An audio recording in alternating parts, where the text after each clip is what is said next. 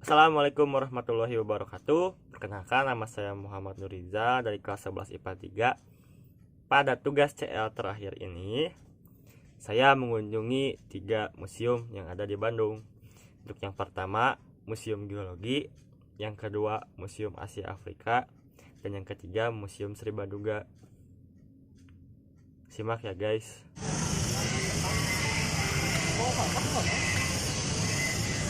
Cuman buat aksesoris. Untuk tugas CL terakhir ini, yaitu yang ke-6, saya mengunjungi tempat museum yang ada di Bandung. Tempat museumnya 3 guys. Yang pertama, Museum Geologi.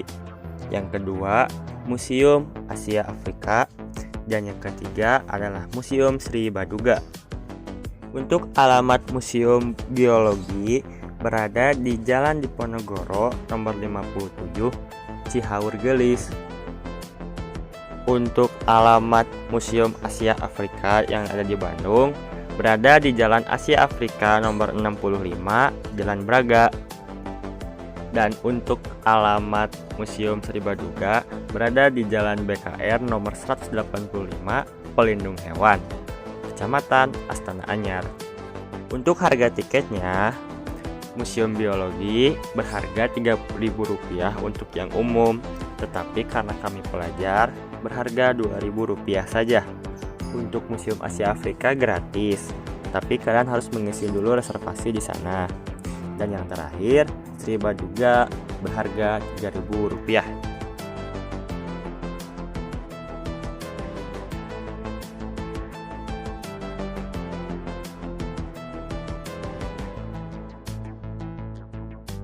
Untuk sejarah Museum Geologi, museum ini dibangun pada tahun 1928 dan diresmikan dengan nama Geological Museum pada 16 Mei 1929 bertepatan dengan penyelenggaraan Kongres Ilmu Pengetahuan Pasifik yang keempat.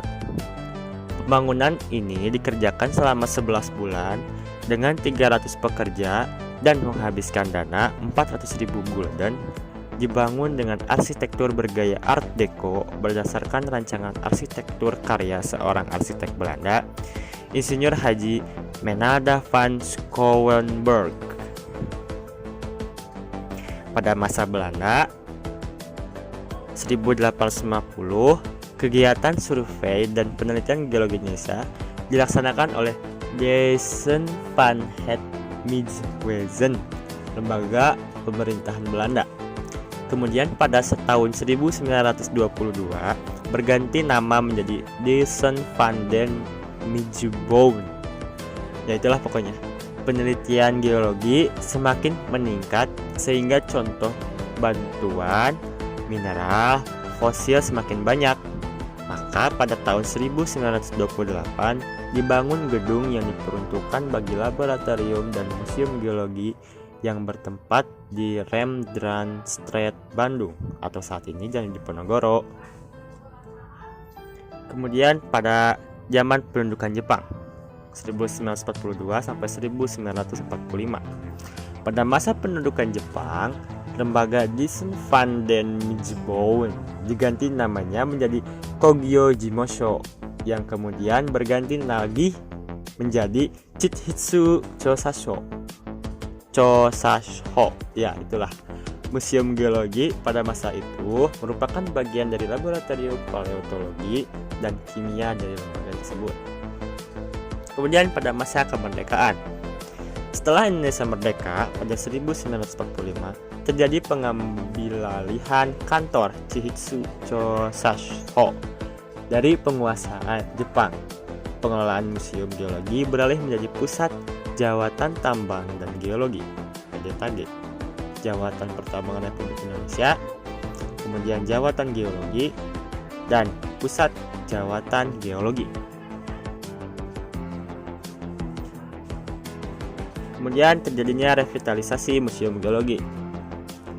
Revitalisasi Museum Geologi merupakan program untuk mengembangkan sistem pameran Museum Geologi untuk menarik lebih banyak pengunjung, kualitas pelayanan museum yang baik, berdasarkan pada kebutuhan pengunjung dan inovasi ilmu pengetahuan dan teknologi terkini. Revitalisasi ini dimulai pada tahun 1998, kemudian dilanjutkan pada tahun 2012 sampai 2020. Kemudian masuk ke sejarah Museum Asia Afrika. Museum Asia Konferensi Asia Afrika memiliki sejarah sebagai tempat konferensi Asia Afrika pada tahun 1955. Museum ini diresmikan oleh Presiden Republik Indonesia, yaitu Bapak Soeharto, pada tanggal 24 April 1980 pada peringatan 25 tahun Konferensi Asia Afrika. Menyambut Konferensi Tingkat Tinggi Asia Afrika tahun 2005 serta peringatan 50 tahun Konferensi Asia Afrika, museum tersebut direnovasi.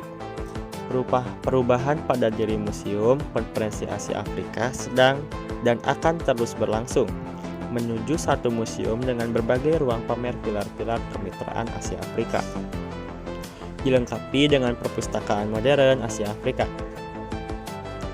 Untuk sejarahnya, berakhirnya Perang Dunia Kedua pada bulan Agustus 1945 tidak serta-merta mengakhiri situasi permusuhan antar bangsa. Situasi dunia terus memanas akibat adanya perang dingin antara blok barat dengan blok timur, serta masih adanya penjajahan terutama di kawasan Asia dan Afrika. Pengembangan senjata nuklir juga semakin menimbulkan kekhawatiran akan terjadinya perang dunia selanjutnya. Saat situasi dunia semakin tak menentu, berlangsunglah Konferensi Asia Afrika 18 sampai 24 April 1955.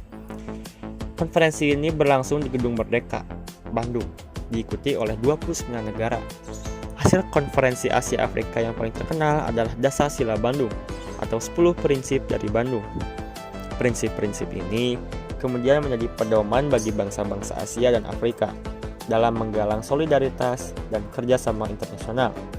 Semangatnya telah menambah kekuatan moral bagi para pejuang kemerdekaan bangsa-bangsa tersebut. Kemudian lanjut ke dalam Gedung Merdeka. Gedung Merdeka, arsitektur yang tak lekang oleh waktu dan syarat makna. Terletak di Jalan Asia Afrika, Bandung, berdiri pada tahun 1895 sebagai tempat perkumpulan orang-orang Eropa, Société Concordia.